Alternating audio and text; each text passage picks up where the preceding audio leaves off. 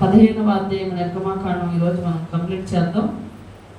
వాళ్ళంతా కూడా దేవుడిని ఎలా స్తుతించారో మనం అందరం కూడా మనం ధ్యానం చేసుకుంటూ వస్తున్నాం.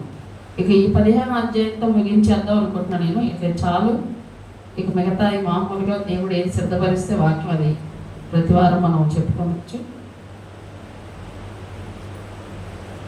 నిర్గమాకాండం 15వ అధ్యాయము 22వ వచనం నుండి మనం ధ్యానం చేసుకుందాం.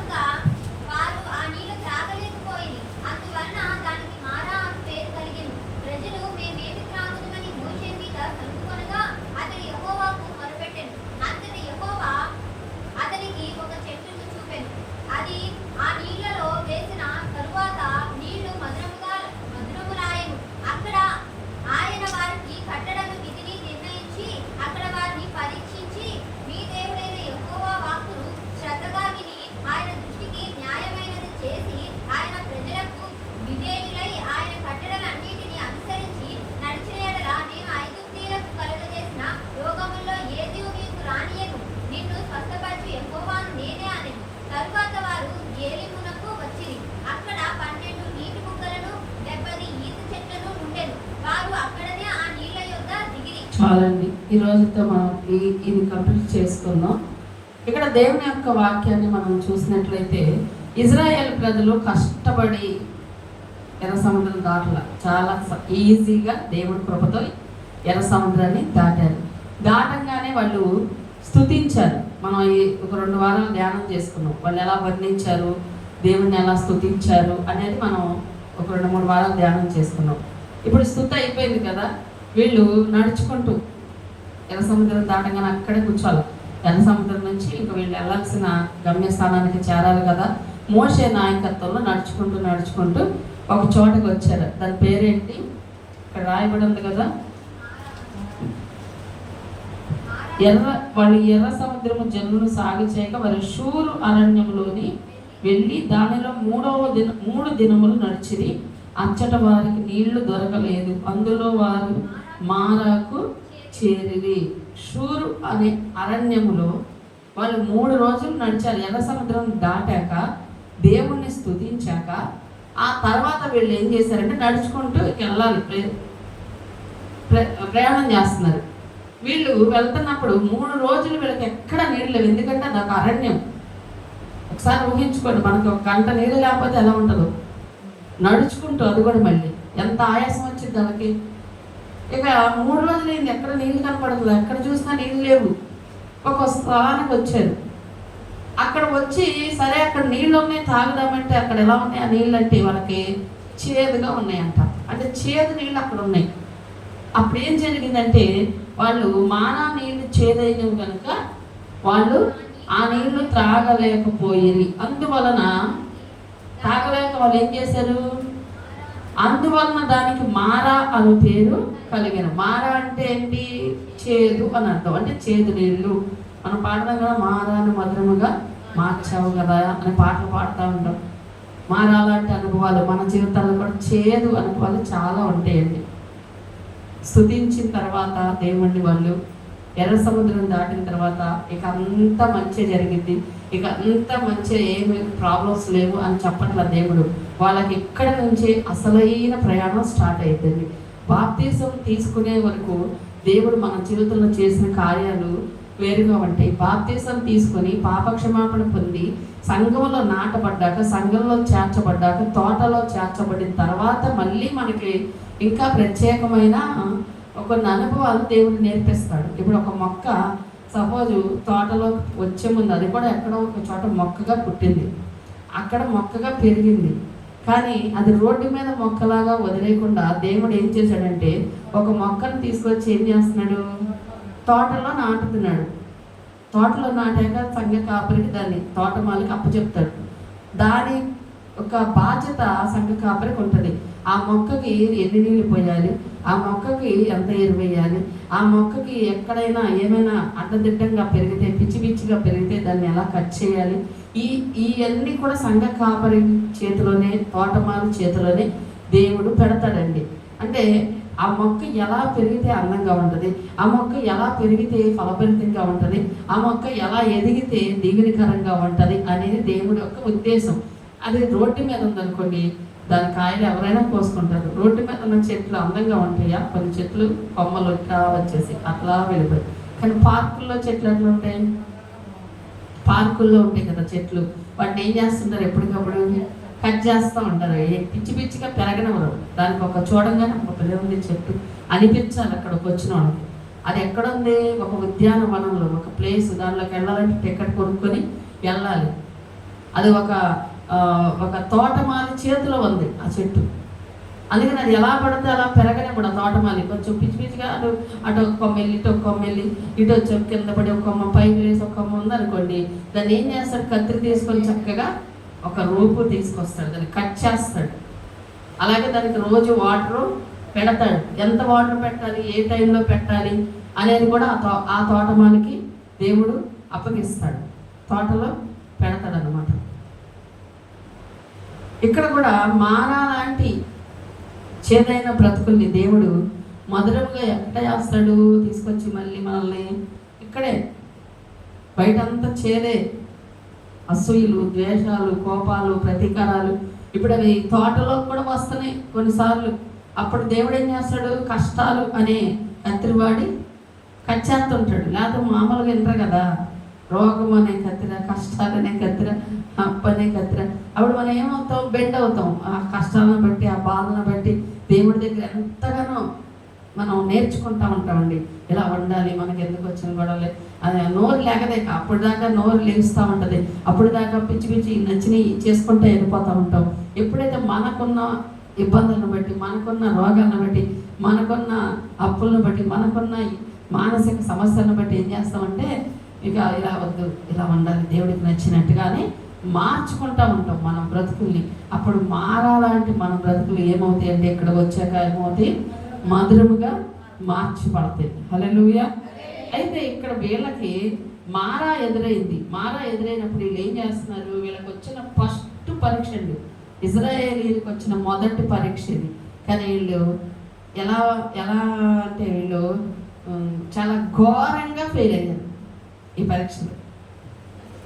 100కి కనీసం ఒక్క మార్కు కూడా తెచ్చుకోలేదండి. మన జీవితాల్లో కూడా దేవుడు కొన్నిసార్లు పరీక్ష పంపిస్తాడు. పరీక్షలు అంటే శ్రమలు. మనం కూడా అలాగే ఫ్లాప్ అవుతాం. ఎలా ఫ్లాప్ అవుతాం అనేది చూద్దాం. ఇక్కడ వీళ్ళు ఏం చేశారు? సంవత్సరంగానే మొదలు పెట్టేశారు. అప్పుడే చూడండి 24 వచనం, ప్రజలు మేమేమి త్రాగుదమని మోషే మీద సనగగా అతడి యెహోవాకు మొరపెట్టెను. ఒక్క నిమిషం. ఏం చేస్తున్నారు వీళ్ళు? సనుగుతున్నారు. సంవత్సరంగానే మన జీవితాల్లో కూడా ఖచ్చితంగా ఇది వచ్చింది కదా, ఏదైనా సంవత్సరంగానే సనుగుడు అంటే గొనుగుతూ సనుగుతూ. దేవుడికి ఇష్టం లేని ఒక పద్ధతి అది, అనుభవం. అలాగే మనకు మార్కులు తగ్గిపోయే అనుభవం కూడా గుర్తుపెట్టుకోవాలి మీరు జాగ్రత్తగా. మనకి ఏదైనా సమస్య వచ్చినప్పుడు, ఇబ్బంది వచ్చినప్పుడు మనం సనుగుతూ ఆ పని చేస్తాం, సనుగుతూ ఆ కార్యక్రమాన్ని జరిగిస్తాం. మనల్ని మనం తిట్టుకున్నా కూడా, అవతలను తిట్టినా కూడా మన మార్కులు తగ్గిపోతాయి. అంటే ఫెయిల్ అవుతాం. దేవుడు మనకు పరీక్ష ఇచ్చాడు. ఆ పరీక్ష ఇచ్చిందే నిన్ను ఒక వెంటెక్కెత్తానికి, ఆ పరీక్ష నీ జీవితంలోకి పంపించిందే నిన్ను మార్చడానికి, నీ ఓర్పుని, నీకు సహనాన్ని నేర్పించడానికి. ఆ పరీక్ష నీకు ఇచ్చిందే నేను మారు మనసు పొందడం, ఇంకా నువ్వు దేవుడి దగ్గర ఇంకా కొన్ని నేర్చుకుంటావు అని దేవుడు మనకు ఆ పరీక్ష పంపిస్తాడు. మనం సనుగుతా గొనుగుతా ఆ మార్కులు తగ్గించుకొని ఫెయిల్ అవుతాం. ఫెయిల్ అయినట్టు మళ్ళీ నెక్స్ట్ క్లాస్లోకి పంపిస్తారా? పంపించరు కదా. మళ్ళీ అదే క్లాస్ చదవాలండి. అలాగే మనం కూడా అదే స్థితిలో ఎందుకు ఉంటాం? ఎన్ని రోజులైనా ఎందుకు మారట్లేదు స్థితి అంటే, నువ్వు దేవుడికి ఇచ్చిన ఆ శ్రమల్లో నువ్వు నేర్చుకోలేదు. నేర్చుకుంటే మౌనంగా నోరు మూసుకొని ఉంటావు. కోపం వస్తుంది కొన్నిసార్లు. మన మనకున్న ఇబ్బందిని బట్టి, మనకున్న పరిస్థితిని బట్టి 4 డైలాగులు వేస్తే మనకి ఎలా అనిపిస్తుంది, ఫ్రీగా ఉంటుంది. కానీ ఆ 4 డైలాగులు మింగేస్తుడు. ఆ 4 డైలాగులు నువ్వు నోరు మూసుకొని పళ్ళ బిగను బిగబట్టి ఓర్చుకుని అసలు ఈ ఒక్క డైలాగ్ వేయడం ద్వారా, ఈ మాట బయటికి రావడం ద్వారా నా దీవెన, నా మార్పు పోద్ది. ప్రభా సరే నా వల్ల కావట్లేదు, తిట్టకుండా నేను ఉండలేకపోతున్నాను, లేకపోతే ఈ మాట అనేకుండా ఉండలేకపోతున్నాను, ఈ మనుషుల ప్రవర్తన చూస్తుంటే నా వల్ల కావట్లేదు అంటేనే నాకు ఫ్రీగా ఉంటుంది అని నువ్వు అనుకుంటావు. అనకుండా నువ్వు నోరు ఎంత కంట్రోల్ చేసుకుంటావే, ఆ ఓర్పుని బట్టి దేవుడు నీ జీవితంలో ఆ పరిస్థితిని దూరం చేసేస్తాడు, ఆ చేదుని తీసేస్తాడండి. ఆ చేదుని మనం తీసేయకుండా మనం ఏం చేస్తామంటే మనం సనిగి గొలిగి అక్కడే ఆ మార్పు తీసేసుకుంటే మళ్ళీ చదువు అంటాడు దేవుడు. అందుకే ఉంచుతాడు ఎక్కువ రోజులు. కొన్నిసార్లు సమస్యలు మనం నేర్చేసుకున్నాం అనుకోండి, ఆయన పంపించగానే సమస్యని ఆయన ఉంచడు. నెక్స్ట్ క్లాస్ ప్రమోట్ చేస్తాడు, ఇంకో మెట్టెక్కిస్తాడు, ఇంకో ఆశీర్వాదంలో పంపిస్తాడు.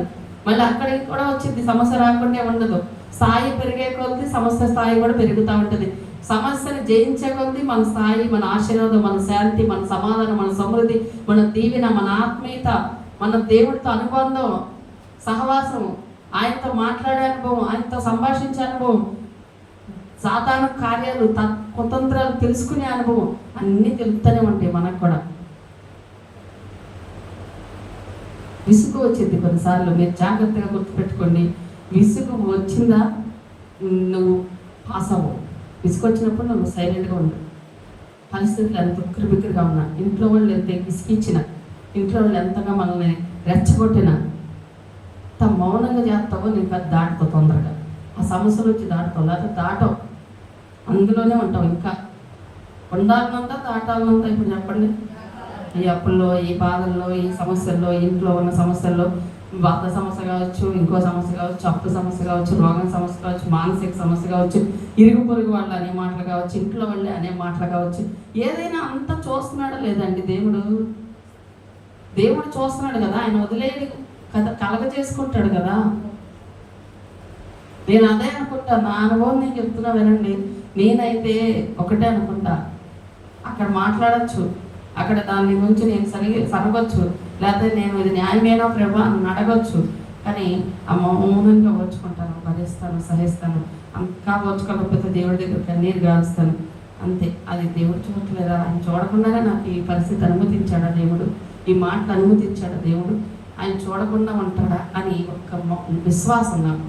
అందుకే నేను ప్రభువు చూస్తున్నాడు. వెంటనే ఆ పరిస్థితి మారిపోద్దండి నా జీవితంలో. నేను సరిగ్గా అన్నారు అలాగే ఉంది. నేను నేర్చుకునే చెప్తున్నా మీకు. నేను నేర్చుకోకుండా నా జీవితంలో ఏమి నేను అనుభవించకుండా మీకు చెప్పగలిగిన స్థితి దేవుడు నాకు ఎప్పుడు. కాబట్టి మీ జీవితంలో అలాంటివి వచ్చినప్పుడు మీరు ఏం పెద్ద కనిపిస్తాయి చెప్తే అమ్మగారికి అట్లనే అంటుంది అమ్మగారు, అంతకన్నా ఎక్కువ అనుభవించాం మేము, మీకన్నా ఎక్కువగా నలిగిపోయిన సందర్భాలు నా జీవితంలో ఉన్నాయి. నా జీవితం గురించి చాలా తక్కువ మందికి తెలుసు. అసలు నేను పడిన బాధల్లో ఒక పర్సెంటే తెలుసు మీకు. నేను సాక్షి రూపంలో కూడా ఎప్పుడు చెప్పలేదు వాటిని. అన్ని భయంకరమైన బాధలు, మానసికంగా, శారీరకంగా, ఆర్థికంగా, ఇంకా రకరకాలుగా ఎన్నున్నాయి, అన్ని రకాలుగా నలిపాడు దేవుడు. ఒంటరితనంలో కూడా నలిపాడు. ఒక ఒంటరిగా బ్రతికే స్త్రీ ఎన్ని ఫేస్ చేయాలో కూడా నేను ఫేస్ చేశాను. ఒక భర్తని ఎన్ని ఫేస్ చేయాలో నేను ఫేస్ చేశాను. ఒక అత్తగారు నుంచి ఎన్ని ఫేస్ చేయాలని ఫేస్ చేశాను.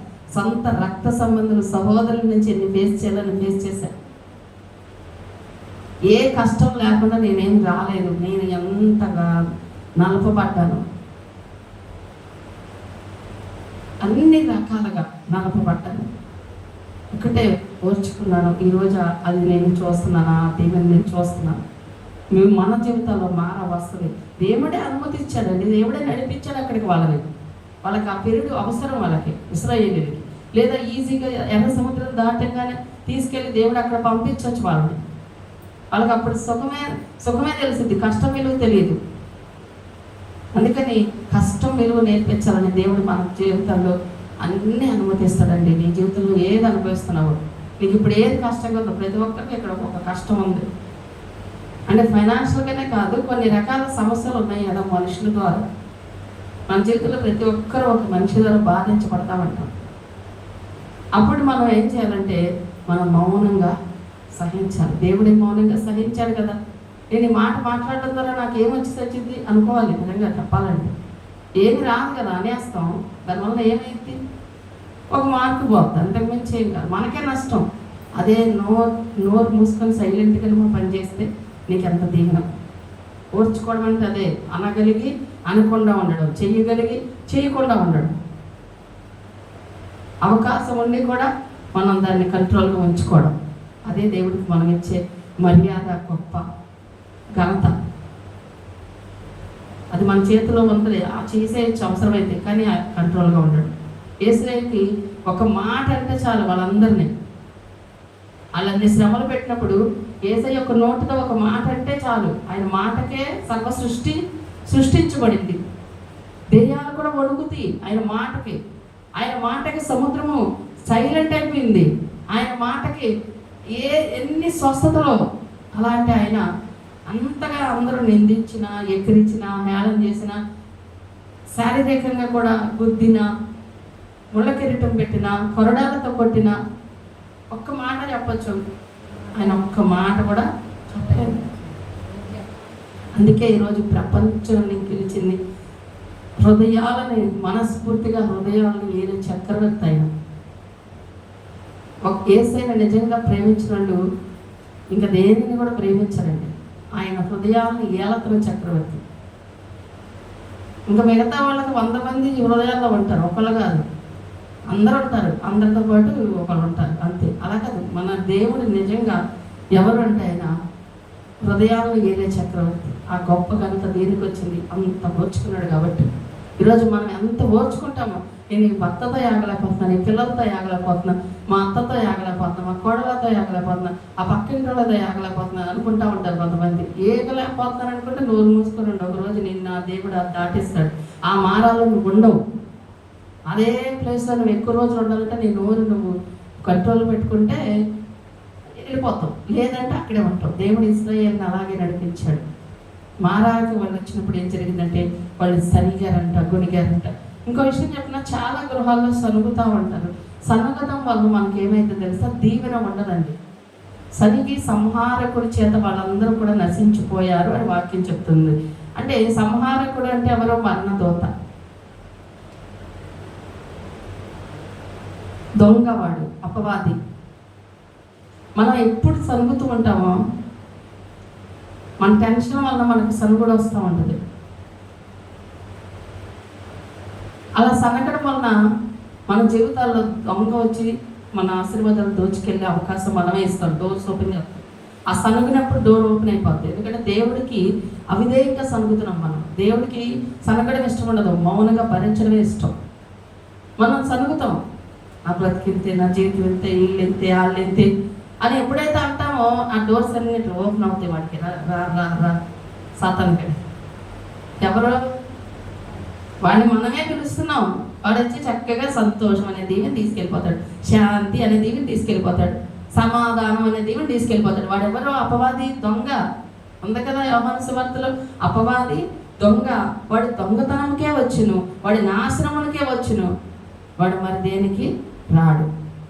దొంగ వచ్చాడంటే మన ఇంట్లో ఉట్టి చేతులతో వెళ్ళడు, ఏదో ఒకటి పట్టుకెళ్తాడు కదా. అందుకే అపవాది ఎప్పటికి మన జీవితంలో ఎంటర్ అవుతాడు అంటే మనమే దారి ఇస్తేనే వాడు వచ్చి తీసుకుని వచ్చేంత బలవాడికి లేదండి. దేవుడు వేసిన ఆ కంచె దేవుడు తీసేస్తాడు.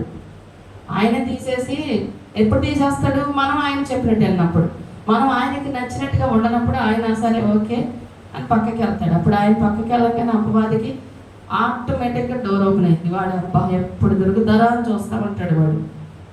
మనం ఎప్పుడైతే సనుగుతామో, ఎప్పుడైతే తిడతామో, ఎప్పుడైతే దేవుడికి అవిధేయంగా బ్రతుకుతామో వాడు మన ఇంట్లోకి వచ్చాడు అనుకోండి, ఇక శాంతి ఉండదు ఆ ఇంట్లో. వాడు పట్టుకెళ్తాడు ఒకటి, వాడి దగ్గర చాలా ఉంటాయి ఆయుధాలు. శాంతి అనేది తీసుకెళ్ళిపోతాడు. ఇక ఆ కుటుంబంలో శాంతిగా ఎవరు ఉండరు. సమాధానాన్ని తీసుకెళ్ళిపోతాడు వాడు వచ్చాడంటే. ఆ సమాధానం ఉండదు, ఎవరికి వాళ్ళు ఒకరికొకరు కొట్టుకుంటూ ఉంటారు. ఇక అక్క చెల్లికి పడదు, భార్య భర్తలకు పడదు, పిల్లలకు పడదు. ఇక ఎప్పుడు గొడవలు ఆ ఇంట్లో. సమృద్ధిని తీసుకెళ్ళిపోతాడు వాడు. ఇంకే సమృద్ధి ఉండదు. తెస్తూనే ఉంటారు, జీతం వస్తూనే ఉంటుంది, రాబడి వస్తూనే ఉంటుంది. ఏమైందో తెలియదు, ఎందుకంటే వాడు తీసుకెళ్ళాడు ఆ ఆశీర్వాదాన్ని. ఈ అమ్మడికి కనపడవు, కంటికి కనపడవండి.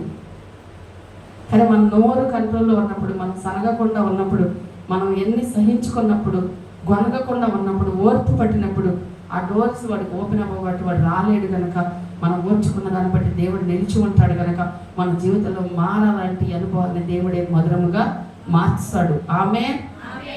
ఇక్కడ చూద్దాం, వాళ్ళు ఏం చేశారంటే సనుగు కొనగా, ఎవరైనా సనుగారు మళ్ళీ వాళ్ళు మోషే మీద సనుగు కొనగా అతడు యెహోవాకు మొరపెట్టాడు. మరి ఇంకేం చేస్తారంటే సేవకుడు, 10 మంది సేవకులు తిడతా ఉంటారు, సేవకులు నిస్కిస్తూ ఉంటారు. మేమేం చేస్తాం, ఇక్కడ ప్రభా నవేగా పిలిచింది అని మళ్ళీ ఏడుతూ మొదలెడతాం. అప్పుడు ఏడుతూ మొదలు పెడితే మీరు సొనిగినందుకు మీ మీదకి దీవేం రాదు. 10 మంది ఆయాసకరంగా మారుతారు, సేవకుడికి బాధగా మాట్లాడారు.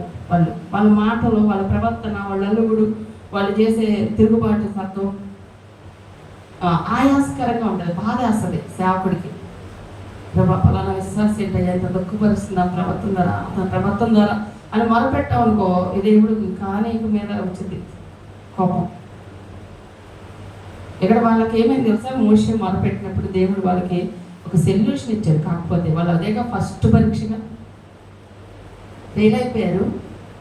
కానీ కనికరం కలిగిన దేవుడు, కరుణ కలిగిన దేవుడు కనుక వాళ్ళకి ఒక సలహా ఇస్తున్నాడు. మోషే మొరపెట్టినప్పుడు, సేవకుడు మొరపెట్టినప్పుడు అంతటా యెహోవా అతనికి ఒక చెట్టును చూపెను. అది ఆ నీళ్ళలో వేసిన తర్వాత నీళ్లు మధురములాయను. అక్కడ ఆయన వారికి కట్టడను విధిని నిర్ణయించి అక్కడ వారిని పరీక్షించి, చాలని అక్కడ దాకా ఆయన ఒక సొల్యూషన్, చెట్టు చూపించాడు. ఈ చెట్టు తీసుకెళ్ళి ఆ నీళ్ళలో వేయి, నీళ్ళన్నీ కూడా మారిపోతాయి. చెట్టు వేయాలా అక్కడ దేవుడు తలుచుకోవాలనుకుంటే వెళ్ళి తాగండి నీళ్ళు మంచి అయిపోతాయి అని ఒక మాట అన్నా సరిపోతుంది. కానీ అక్కడ దేవుడు ఏం చెప్పాడు, ఒక విధి విధానాలు దేవుడు కొన్నిసార్లు మనకి నేర్పిస్తూ ఉంటాడండి. చెట్టుని, ఆ చెట్టు దేనికి సాదృశ్యంగా ఉందో తెలుసా? చెప్పండి, దేనికి ఉంది? మనకి చెట్టు దేని, మన జీవితంలో మధురం అవ్వడానికి ఏ చెట్టు నరకబడింది, ఏ చెట్టు నలపబడింది, ఏ చెట్టు యేసుక్రీస్తు వారికి సాదృశ్యంగా ఉంది ఆ చెట్టు. యేసుక్రీస్తు వారే కదా అంతగా మన కోసం నలిగిపోయి మన జీవితాల్లో మధురం అవ్వడానికి ఆయన ఖర్చు అయిపోయాడు. ఆ రోజు ఆయన నలపబడ్డాడు, ఆయన ఏడవబడ్డాడు, ఆయన ఎంతగానో హింసించబడ్డాడు. ఇప్పుడు ఆ చెట్టు నరికి వేయమన్నాడు దేవుడు అక్కడ నీళ్ళల్లో. ఆ చెట్టు నరికితేనే, ఆ నీళ్ళల్లో వేస్తేనే ఆ నీళ్ళు మధురం. మన జీవితాల్లో కూడా యేసు ప్రభువారు చనిపోతేనే మన జీవితాలకి వెలుగు, రక్షణ అండి. ఆయన రక్తం కారిస్తేనే మన జీవితాలకు ప్రాయశ్చిత్తం, మన జీవితాలకు చేదు పోతుంది. అందుకే ఆయన ఆ రోజు కావాలని ఆయన అనుభవించాడు. తెలియని వాళ్ళు చాలామంది మాట్లాడుతూ ఉంటారు కదా, యేసు ప్రభువారు తప్పించుకోవచ్చు కదా. తప్పించుకోవాల్సిన అవసరం ఆయనకు లేదు, తప్పించుకునేటట్టయితే ఆయన రావాల్సిన అవసరమే కూడా లేదు. ఆయన వచ్చిందే మన జీవితాలు వెలిగించుకోవడానికి, ఆయన ఖర్చు అయిపోవడానికి. యెహోవా దేవుడు అక్కడ ఒక సొల్యూషన్ చెప్పాడు వాళ్ళకి. ఆ చెట్టుని తీసుకెళ్ళి అక్కడ వేయింది. ఏ జీవితాల్లో అయితే యేసు ప్రభువారు ఉంటారో చెట్టులాగా, ఆ జీవితాలు మధురముగా ఉంటాయండి. మన జీవితాల్లో యేసు ప్రభువారు ఉండాలి ఎప్పుడు కూడా. మన కోసం నలపబడింది ఆయన, మన కోసం మరి హింసించబడింది ఆయన, మన కోసం అవమానించబడింది ఆయన. అందుకే ముందు స్థానం ఎవరికి ఇవ్వాలి? మనం యేసయ్యకే. తండ్రి ఆయన హెచ్చించాడు, అన్ని నామముల కన్నా పైనామము నీ నామమును బట్టే నన్ను అడిగితేనే నేను వాళ్ళకి ఇస్తాను అన్నాడు. అది యేసయ్యకున్న ఆ ఘనత. ఎందుకంటే అంత ఓర్చుకున్నాడు కనుక, అంత సహించుకున్నాడు కనుక. మన జీవితంలో ఎంత ఓర్చుకుంటామో, ఎంత భరిస్తామో, ఎంతనే ఓర్చుకుంటాం అంటారు మరి. దానికి లిమిట్ ఏమీ ఉండదు, ఎంతైనా ఓర్చుకోవాలి. ఎప్పుడు ఇస్తాడు దేవుడు విడుదల, అప్పుడే ఇస్తాడు. దానికి టైం వచ్చినప్పుడు దేవుడు విడుదల ఇస్తారు, ఆటోమేటిక్గా అది విడుదల వచ్చేసింది, మనకు తెలియదు. అప్పుడు అనుకుంటా ఎంత నెమ్మది ఎలా నా జీవితంలో, ఎంత ప్రశాంతత ఎలా, ఎంత సంతోషం ఎలా నా జీవితంలో, అసలు వచ్చింది అనుకోలేదు, ఇలా జరిగింది అనుకోలేదు అని ఎంతో సంతోషించేస్తూ ఉంటాం. మన జీవితంలో ఆ కృప దేవుడు రిలీజ్ చేస్తాడు ఒక సమయం వచ్చినప్పుడు.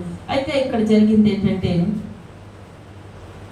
అక్కడ ఆయన వారికి కట్టడను విధిని నిర్ణయించి వారిని పరీక్షించి మీ దేవుడైన యెహోవా వాక్కును శ్రద్ధగా విని ఆయన దృష్టికి న్యాయమైనది చేసి. ఇక్కడ మనం నేర్చుకోవాలి, జీవితాల్లో మనకు చేదుపోయి తీపిగా మధురముగా ఆశీర్వాదకరంగా మన జీవితాలు మారాలంటే దేవుడు మనల్ని ఖచ్చితంగా పరీక్షిస్తాడు. పరీక్ష లేకుండా ఎవరు పాస్ అవ్వరు. పరీక్ష లేకుండా, శ్రమ లేకుండా, ఏ ఇబ్బంది లేకుండా దేవుడు ఎవరిని ఆశీర్వదించడు. ఖచ్చితంగా శ్రమలు గుండా నడిపిస్తాడు. ఆ శ్రమలో నేను నమ్మకంగా నిరీక్షించాలి, సనగకూడదు, గొనగకూడదు, ఓర్పు కలిగి ఉండాలి. అయితే ఇక్కడ దేవుడు వాళ్ళని పరీక్షించాడు, కట్టడను విధిని నిర్ణయించాడంట. ఇశ్రాయేలీయులకి ఒక కట్టడ పెట్టాడు, వాళ్ళకి ఇలా ఉండాలి, ఇలా జీవించాలి. మన జీవితాల్లో వచ్చిన శ్రమను బట్టి మన దేవుడు కొన్ని ఆజ్ఞలు, కట్టడలు మనకి ఇచ్చాడు.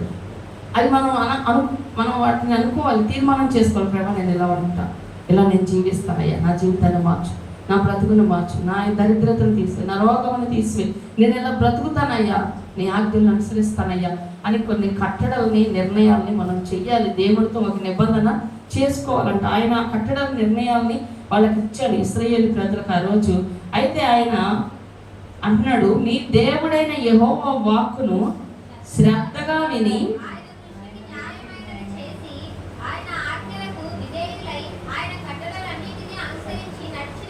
నడిచిన ఎడల. అక్కడ ఆపండి, ఏమంటున్నాడు ఇక్కడ? ఆయన దృష్టికి న్యాయమైనది చేసి.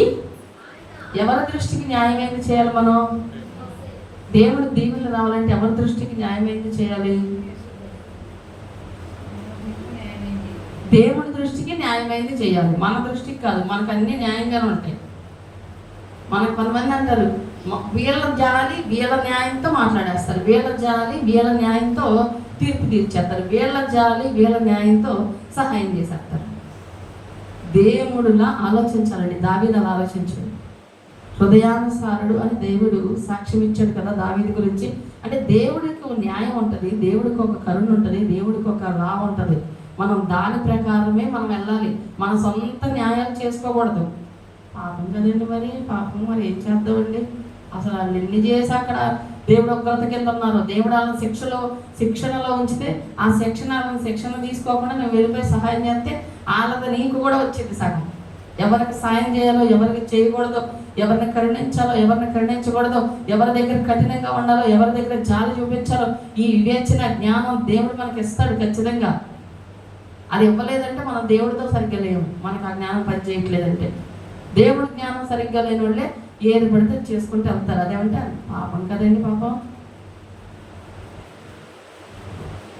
అందుకని దేవుడి జ్ఞానం కావాలి. ప్రపంచ జ్ఞానం, నేను ఎవరితో ఎలా ఉండాలో నాకు నేర్పించని అడగాలి ప్రతిరోజు. దేవుడికి అబుదలైన వారికి మనం దేవుడి శిక్ష కింద ఉన్న వాళ్ళకి, దేవుడి ఉగ్రత కింద ఉన్న వాళ్ళకి, దేవుడి శిక్షణలో ఉన్న వాళ్ళకి మనం వెళ్ళి ఏది పడితే చేసాం అనుకో, అటు దేవుడు తిరిగింది మనకి. అందుకే కొంతమందికి చేయగానే వెంటనే వీళ్ళకి వస్తాయి సమస్యలు. కాదు, ఎవరికి పడితే వాళ్ళకి కాదు. ఎవరికి చెయ్యాలో వివేచన జ్ఞానం చాలా అవసరం, ఆ దైవాత్మ చాలా అవసరం. అందుకే యెహోవా దృష్టికి న్యాయమైంది చెయ్యి, మన దృష్టికి కాదు. మా అమ్మ దృష్టికి వెళ్ళి, మా నాన్న దృష్టికి వెళ్ళి, మా ఆయన దృష్టికి వెళ్ళి, వాళ్ళకి నచ్చిందండి అందుకే చేస్తున్నానండి, మరి వాళ్ళకి ఇష్టమండి అందుకే చేస్తున్నానండి అని చేసుకుంటే వెళ్తారు కొంతమంది. అది కాదు. దేవుని దృష్టికి ఏది న్యాయమో అది చేయాలి. ఆయన దృష్టికి ఏది న్యాయమో బైబిల్లో చాలా చోట్ల రాయించాడు. ఆయన ఎలా ఉండాలో ఆయన రాయించాడు. ఈరోజు ప్రేమ ఆయన చూపించిన ప్రేమే కదండి.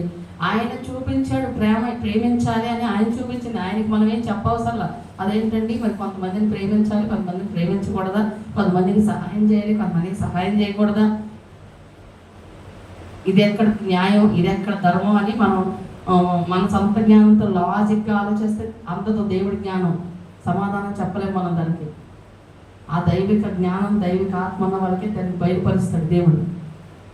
ఈ లోకంలో అందరినీ ప్రేమించడం ఎలాగో ఆయనే నేర్పించింది. ఆయనకి మనం అడగకూడదు క్వశ్చన్, ప్రభా నీకు న్యాయమా, పలానా వాళ్ళ వదిలేస్తున్నావు అని అడుగుతారు కొంతమంది. వాళ్ళు ఎంత తిరుగుబాటు చేశారో, వాళ్ళు ఎంత సెక్షన్లో ఉన్నారో, వాళ్ళు ఏ ట్రైనింగ్లో ఉన్నారో దేవుడి దగ్గర. మనకెందుకు? మనం అడగకూడదు క్వశ్చన్లు. పలానా వాళ్ళ ఏంటి ప్రభా నీకు న్యాయమా, దేవుడాలను వదలొద్దన్నాడా, దేవుడాలను క్షమించొద్దన్నాడా, దేవుడాలను వదిలేమన్నాడా, ఇదేమన్నా దేవుడు చెప్పాడా అని వీళ్ళు సొంత జ్ఞానంతో సొంత తెలివితేటలతో కొన్ని చేసుకుంటూ వెళ్ళిపోతారు. మనం ఎప్పుడు దైవిక ఆత్మతోనే ఆలోచించాలండి. ఎవరికి చేయాలో ఎవరికి చేయకూడదు ఆ జ్ఞానం మనకు ఉండాలి. ఎందుకంటే ఒక వ్యభిచారిని కూడా క్షమించినంత గొప్ప ప్రేమ దేవుడు. ఎవరైనా ఒక పాపం చేస్తే వాళ్ళని అంటరాని వల్ల చూస్తారు కొంతమంది. వాళ్ళని అంటరాని వల్ల చూసి వాళ్ళంటే వారు వాళ్ళు ఎలాగంట, వీళ్ళు ఎలాగంట, ఆ స్త్రీ ఎలాగంట, ఆ స్త్రీ ఎలాగంట అని వాళ్ళని అస్సలు ఏదో ఒక మహాపాపం చూసినట్టు చూస్తారు. కానీ మన యేసయ్య ఒక రెడ్ హ్యాండెడ్గా దొరికిపోయింది ఆ స్త్రీ. వాళ్ళ యొక్క ధర్మశాస్త్రం ప్రకారం, వాళ్ళ యొక్క లా ప్రకారం అందరూ రాళ్ళేసి కొట్టి చంపేయాలి, అది వాళ్ళ లా. ఇప్పుడు మన లా ఏంటి? సపోజ్ వ్యభిచారం చేస్తే తీసుకెళ్ళి జైల్లో వేసి వాళ్ళకి ఫైన్ వేసి వాళ్ళని అరెస్ట్ చేస్తారు, అది మన లా. వాళ్ళ లా ఏంటి ఆ రోజుల్లో? అలా ఎవరైనా దొరికితే రాళ్ళతో కొట్టి చంపేయాలి, అది వాళ్ళ లా. యేసయ్య దగ్గరికి అందరూ రాళ్ళు పట్టుకొని కొట్టుకుంటూ వస్తే యేసయ్య అన్నాడు, ఆమెకు తెలియదు, అప్పటిదాకా దేవుడు తెలియదు, వాక్యం తెలియదు. అందుకని ఆయన ఏం చేశాడంటే ప్రేమ చూపించడాన్ని మనకమ్మ చక్కగా పిలుస్తాడు.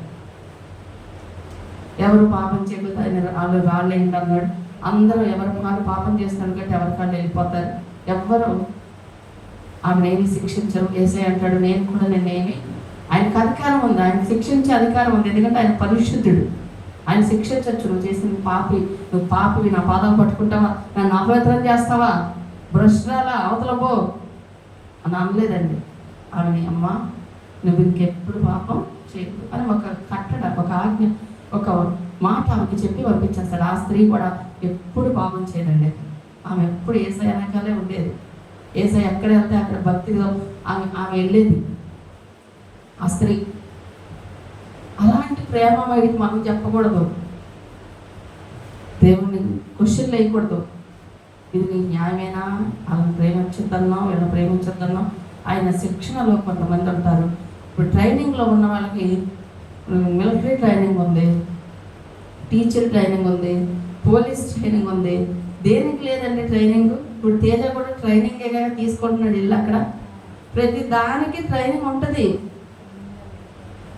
ఈ ట్రైనింగ్లో ఏం నేర్పిస్తారు వాళ్ళకి? రేపు వాళ్ళు మంచిగా బ్రతకాలి, మంచిగా జాబ్ చేసుకోవాలంటే సపోజ్ మిలిటరీ ట్రైనింగ్ ఉంటుంది. వాళ్ళని ఎప్పుడు లేపుతారో తెలియదు, వాళ్ళకి నిద్ర ఉండదు, వాళ్ళకి సరైన ఏమి ఉండదు. ఫుడ్ పెడతారులేండి బాగానే, ఫస్ట్ ఫుడ్ కూడా ఉండదు, కొంచెం క్వాంటిటీ ఇస్తారంట. ఆ కొంచెం క్వాంటిటీతో వాళ్ళు ఆ శక్తి కలిగిన పని చెయ్యాలి. నైట్ తీసుకెళ్ళి వాళ్ళని ఎక్కడికి పదం అంటే వెళ్ళాలి. టైం పాడు లేదా, మేము మనుషుల్లో కనబడతలేదా, మమ్మల్ని ఎప్పుడు పడితే అప్పుడు లేపుతావా అని అన్నారనుకో, ఆడి ఎందుకు పనికొస్తాడా, వెళ్ళరా ఇంటికి అంటారు, ట్రైనింగ్ వేసిన కానీ. అలా ఉన్నవాడిని మనం వెళ్ళి పాపం అసలు పాపం నిద్ర లేదమ్మా, నేను నన్ను ఇంటికి వచ్చి పడుకున్నాడు, మళ్ళీ లేపేస్తున్నారమ్మా మనుషులు అని మనం జారి పడ్డ ఉంటారు. ఎలా అజ్ఞానం ఉండదు? వాళ్ళు ట్రైనింగ్లో ఉన్నారు, వాళ్ళకి అది అవసరం. దేవుడు కూడా కొంతమంది ట్రైన్ చేయడానికి, కష్టాలు అనుమతించి ఒక మనిషిని మార్చడానికి, ఆయన గురించి తెలుసుకోవడానికి ఆయన ఒకవేళ ఎవరినైనా ట్రైన్ చేస్తున్నాడేమో. వాళ్ళ పక్షంలో నువ్వు జాలిపడి, నువ్వు ప్రేమ చూపించి, నువ్వేదో పెద్ద ఎంతో నువ్వే ప్రేమికుడిలాగా ఫీల్ అయిపోవాల్సిన అవసరం లేదు. ఎవరిని ప్రేమించాలి ప్రభా, ఆ జ్ఞానం నాకు ఇవ్వయ్యా. ఎవరి విషయంలో నీకు కఠినంగా ఉండాలో ఆ కఠినత్వం నాకు ఇవ్వాలి. నీలా నేను ఆలోచించాలి ప్రభా అని అడగాలి దేవుణ్ణి. ఇక్కడ దేవుడు వాళ్ళకి కొన్ని ఆజ్ఞలు, కొన్ని కట్టడలు నిర్ణయించాడంట. తర్వాత ఏం జరిగింది చూద్దాం. ఆయన ఆజ్ఞలు విధేయులై ఆయన కట్టడలన్నిటినీ అనుసరించి నడుచుకొని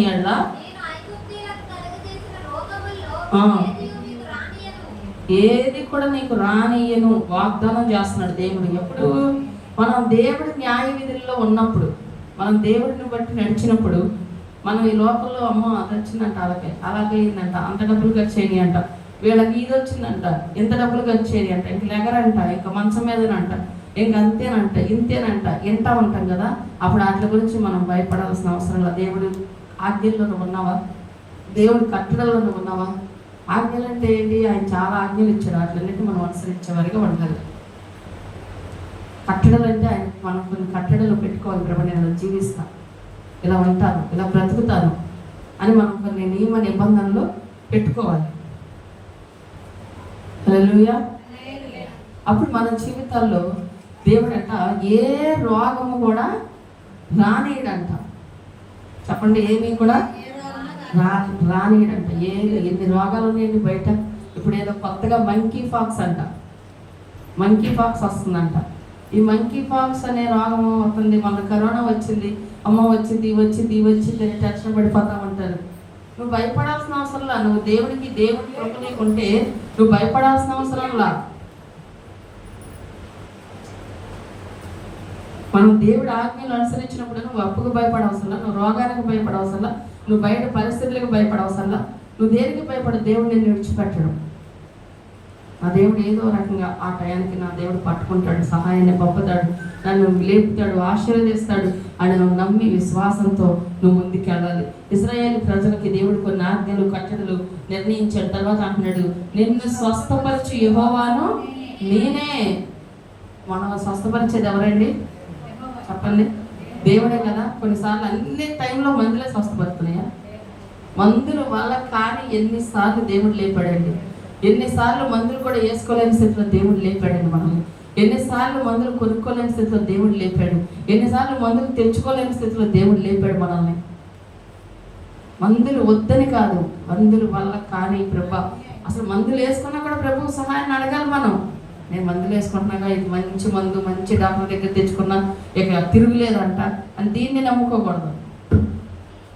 మందులు వేసుకున్నా కూడా ప్రభా నీ కృప అవసరమయ్యా, స్వస్థపరిచిన ఆయన అని అడగాలి. ఎందుకంటే దేవుడు మాటిస్తున్నాడు ఇక్కడ, నేనే స్వస్థపరిచి వాడిని అంటున్నాడు. మనల్ని స్వస్థపరిచేది దేవుడే. హల్లెలూయా. ఈ వాగ్దానం ఇశ్రాయేలుతో చేశాడండి ఆయన, అందుకే మనకు కూడా చేసినట్లే ఆయన. తర్వాత అంటున్నాడు, వాళ్ళ తర్వాత ఎలీమునకు వచ్చిరి, అక్కడ 12 నీటి బొగ్గలు 70 ఈత చెట్లను ఉండెను. వారు అక్కడనే. హల్లెలూయా. వీళ్ళకి పరీక్ష అయిపోయినాక ఎక్కడికి వచ్చారు వీళ్ళు? 12 ఈత చెట్లు, 12 నీటి బొగ్గలో 70 ఈత చెట్లు. ఈత చెట్లు అంటే సర్వ సమృద్ధికి సాదృశ్యంగా ఉంది. అలాగే 12 ఒక్క నీటి బొగ్గ దొరికింది వీళ్ళకి తాగడానికి. ఫస్ట్ ఒక్క నీటి బొగ్గ కూడా దొరకలా. ఎక్కడ ఎత్తుకున్నారు, వాటర్ లేదు, 3 రోజులు అయిపోయింది, మంచి దాహం అని, కానీ ఎక్కడ దొరకలా.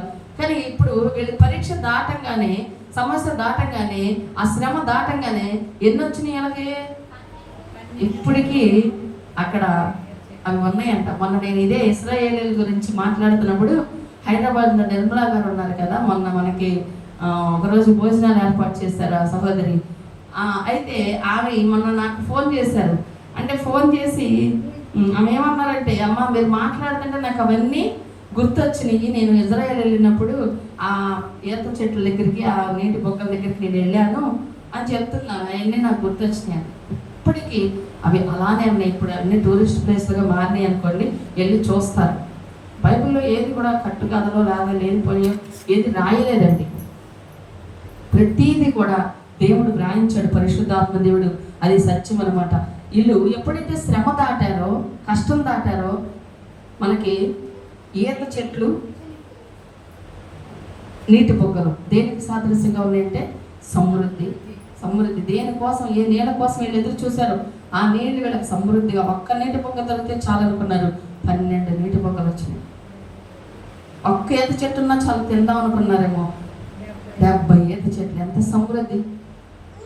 పరీక్ష దాటాలి. నేను కూడా పరీక్ష దాటాక నీకు కూడా అంత సమృద్ధి, అంత దీవెన దేవుడు ఇస్తారండి. ఒకప్పుడు ₹1 కోసం ఎత్తుకుంటున్నామేమో, ఒకప్పుడు ఒక్కల ప్రేమ కూడా నోచుకోలేదేమో. ప్రభా నన్ను ఎవ్వరు ప్రేమించట్లేదు, ప్రభా ఏంటయ్యా ₹1 కూడా నా ఇంట్లో లేదు, కనీసం ఇగో నా బిడ్డకి తెచ్చుకోవడానికి లేదని నువ్వు బాధపడుతున్నావేమో. ఒకరోజు దేవుడు అదే స్థితిలో నిన్ను ఉంచడు. ఒకరోజు నువ్వు కూడా ఆ స్థితిలోకి వెళతావు. అది మనం నమ్మాలి. ఇదే రోగంతో ఉంటానా, ఇదే బాధతో ఉంటానా, ఇదే మంటతంలో ఉంటానా, ఎవరు కూడా లేరు, ఎవరు ఆదరించేవాళ్ళు లేరు, ఎవరు పలకరించేవాళ్ళు లేరు, ఎవరు ప్రేమించేవాళ్ళు లేరు అని నువ్వు అనుకోవాల్సిన అవసరంలా. మనం దాటంగానే, ఏది దాటాక? శ్రమ దాటంగానే ఆ సమృద్ధిలోకి మనల్ని దేవుడు నడిపిస్తాడు. ఇక్కడ వీళ్ళని నడిపించిన దేవుడు మనల్ని కూడా నడిపిస్తాడు. ఆమేన్. హల్లెలూయా. మన జీవితాల్లో కూడా ప్రభా ఆ స్థితిలోకి మేము ఉన్నామేమో, కానీ మేము కలిసి ట్రైనింగ్లో ఉన్నామేమో, శిక్షణలో ఉన్నామేమో. నువ్వు భయపడద్దు, బాధపడద్దు, సనగొద్దు, కొనగొద్దు. దేవుడు స్వస్థపరిచేవాడు, దేవుడు మనల్ని నీటి బొగ్గల దగ్గరికి నడిపించేవాడు అని నమ్మి ప్రార్థన చేసుకుందాం. చేసుకోండి చిన్న ప్రార్థన.